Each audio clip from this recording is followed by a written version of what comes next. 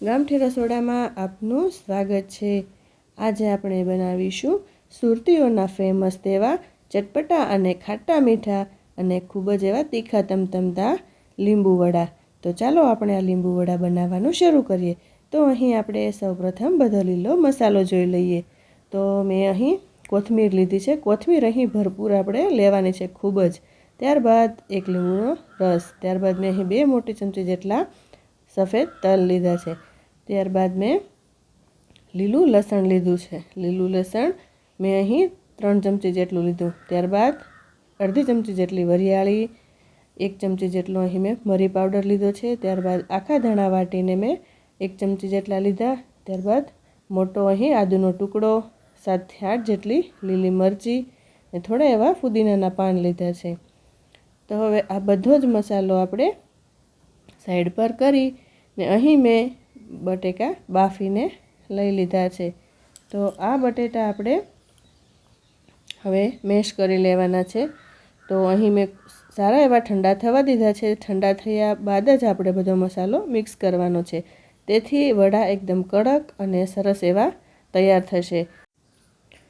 કેમ કે મસાલામાં લીંબુ, ખાંડ અને મીઠું આવવાથી તે ઢીલું થાય છે, તેથી તે ગોટા સરસ એવા કડક તૈયાર થશે અને નરમ નહીં થાય। એટલે બટેટાને એકદમ આપણે સરસ એવા પહેલેથી જ બાફીને ઠંડા કરવા મૂકી દીધા હતા।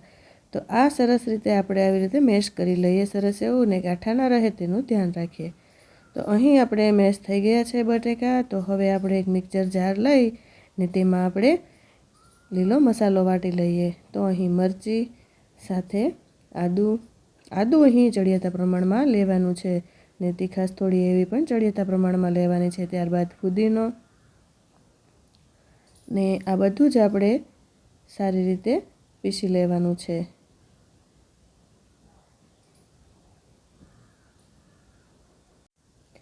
ને સાથે આપણે ઉમેરીશું કોથમીર। તો આપણે સરસ એવું અહીં પીસી લીધું છે, તે જોઈ લઈએ।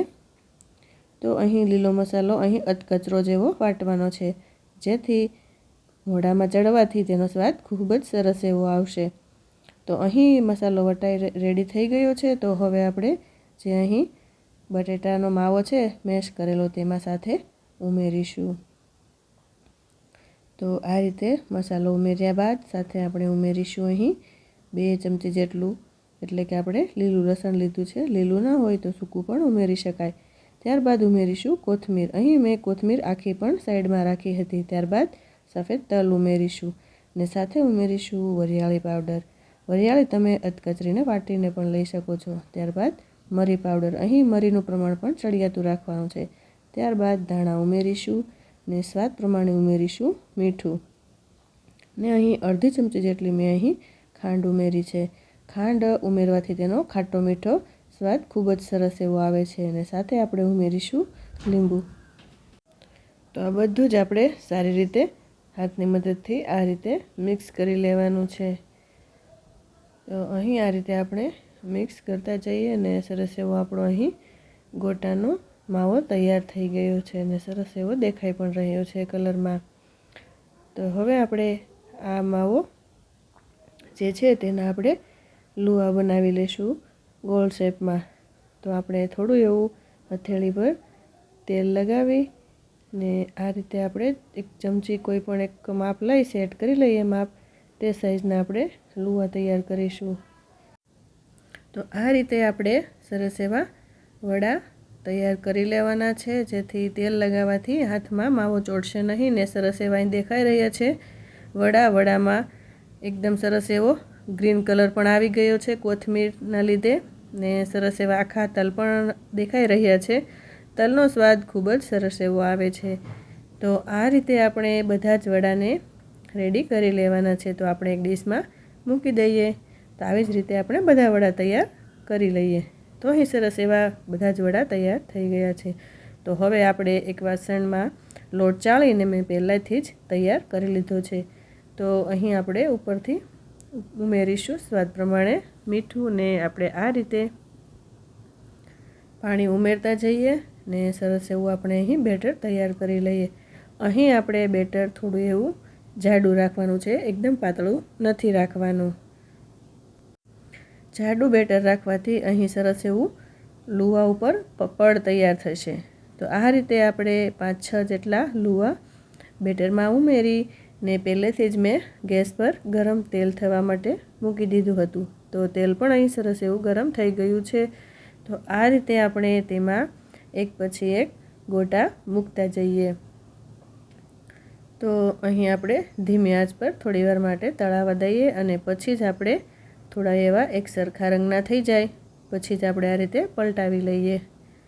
તો સરસ એવા અહીં લીંબુ ગોટા તૈયાર રેડી થઈ ગયા છે. તો અહીં જોતાં જ ખાવાનું મન થઈ જાય તેવા લીંબુ ગોટા. જો આ લીંબુ ગોટા શિયાળામાં મળી જાય તો ખાવાની મજા પડી જાય. તો અહીં સરસ ગરમા ગરમ લીંબુ ગોટા તૈયાર છે ને આપણે તેને એક પ્લેટમાં કાઢી લઈએ. તો એક આપણે સર્વિંગ પ્લેટ લઈને તેમાં આ રીતે સર્વ કરી લઈશું.